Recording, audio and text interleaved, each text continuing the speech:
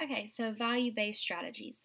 Customers look for business marketing firms that can help to create new value to gain a competitive edge in their markets. And Dow Corning's research identified three important customer segments and the value proposition that customers in each segment were searching for. So the first segment was innovation-focused customers, followed by customers in fast-growing markets, and then last, customers in highly competitive markets. So innovation focused customers are committed to being the first in the market with new technologies and are always seeking new product development expertise and innovative solutions that will attract new customers. And then customers in fast growing markets are pressured by competitive battles over market growth and are always looking for proven performance in technology, manufacturing, and supply chain management. And customers in highly competitive markets produce mature products and center on process efficiency and effectiveness in manufacturing and seek cost-effective solutions that will keep overall cost down. So a targeted approach will win, and the first two segments are aligned with Dow Corning's traditional marketing strategy, but a new strategy was needed for the price-sensitive segment. So then Dow Corning conducted a market segmentation study to further isolate the characteristics of the price-sensitive buyers and created a web-based model to reach this certain customer segment. And then Examiner was created to avoid confusion with existing customers and the firm's premium product lines. So microsegments can be classified according to buying organizations' purchasing strategy. And some buyers have several suppliers where each supplier has a good share of their purchased volume, and others have one or two suppliers so they can be assured of supply. So the structure of the decision marketing unit, it divides the business market into subsets of customers and isolates patterns of involvement in the purchasing process. So the segmentation process.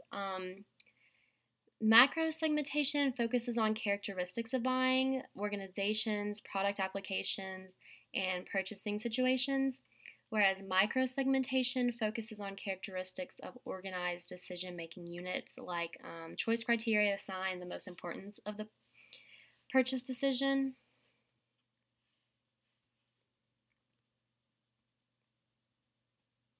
And the segmentation process, the process begins at macro level, and if information on macro segment is sufficient enough to develop an effective marketing strategy, then further microsegmentation might not be needed.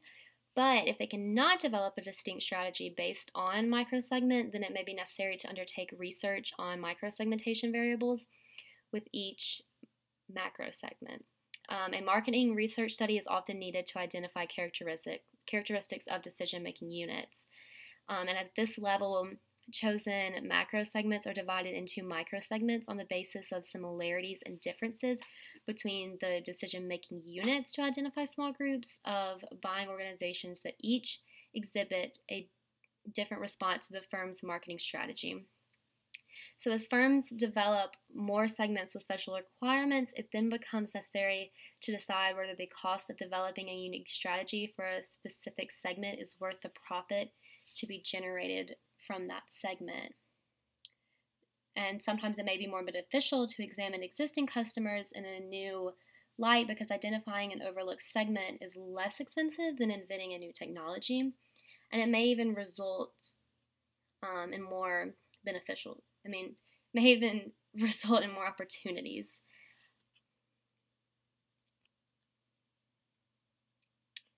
Okay, so then you have account-based marketing, or ABM, and it's a good representation of the trend toward a smaller and more precisely targeted market.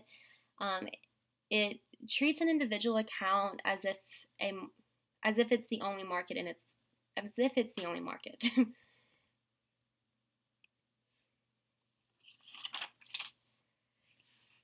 So isolating market segment profitability. Many business marketing firms categorize customers into tiers that differ in current and or future probability to the firm. It requires a process of evaluation that makes explicit near-term potential and longer-term resource commitments needed to effectively serve customers in a segment. And when implementing a segmentation strategy, a well developed segmentation strategy plan will fail without careful attention to implementing the plan. So it requires attention to the following issues. How should the sales force be organized? What special technical or customer service requirements will organizations in the new segment have? Who will provide these services? Which media outlets can be used to target advertising at the new segment? Has a comprehensive online strategy been developed to provide continuous service support to customers in this segment? What adaptations will be needed to serve selected international market segments?